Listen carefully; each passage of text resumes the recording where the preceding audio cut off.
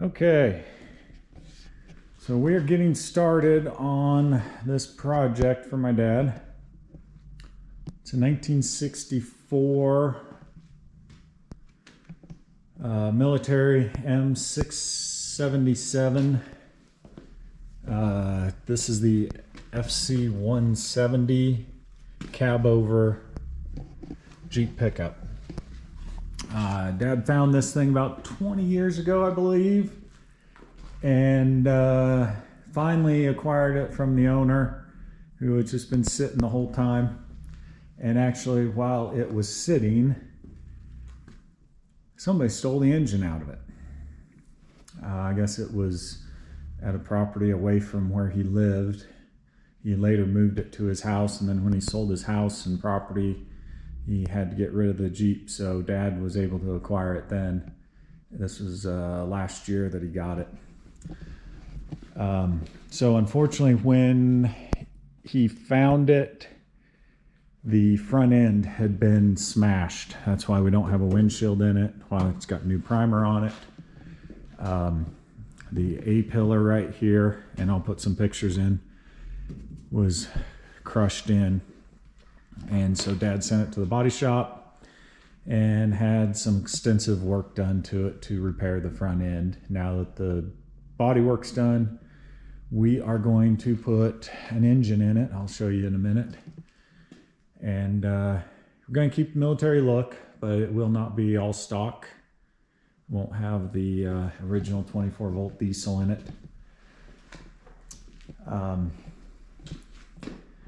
But this is one of only 400 made, and I was hoping to have Dad here to go over all the details of these vehicles, but unfortunately he had a stroke about 2 months ago and his speech is very limited. So I will try to get details that I can from him, but it takes a little bit for him to get the words out. So can't get him on camera. Anyway, we do have the steering column. When he got it, the shaft was broken in the steering column, so he had to take the gearbox off and get the column out, send it to a machine shop and get that repaired. It's in the garage right now. The engine, transmission, everything but the axles was gone, completely gone when we got it. So he does have the seats. He got one of them. I believe he got the front seats reupholstered, and he's waiting till we get it running to spend the money on the back seats. This has been in my shop waiting to get on my lift for about 8 months. We do have to do a little bit more adjusting to the doors. The body shop had them perfect, but just in transport, the gaps got out a little bit. But I'm sure when we get it back down to them to do the paint, that they will get that straightened up for us. We do have a windshield sitting in the garage, and I'm sure we'll put that in after we paint it. But this is the only one I have ever seen in real life. I have seen a couple 2-doors, and Dad also has a 2-door that maybe we'll get some videos of this summer, but it needs pretty extensive work as well. I think somebody put a 283 Chevy in that one, and we are not going to put a Chevy engine in it. We have something a little more correct to put in it. We have a inline 6-cylinder, 4-liter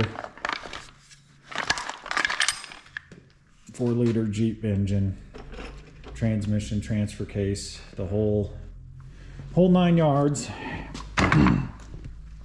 Computer. I got the axles outside. They will probably be put under this as well. Ignore the Ford engine block. We're using it as a little bit of counterbalance since I have it backwards on the lift. I put it backwards on the lift because I want to, after we pull the cab, we're going to put it back here to get the engine placed in. Right now, Justin's bringing in some pallets that we're going to try to set the cab on.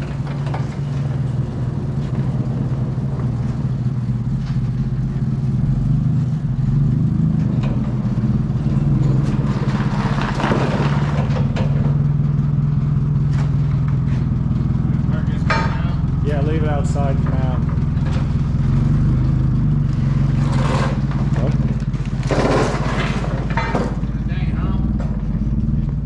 Will the door shut?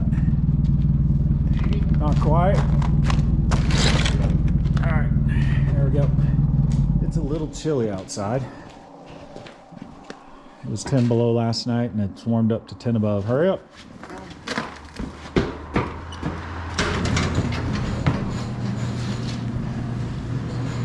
So we're going to raise it up now and work on getting the cab pulled. We did measurements.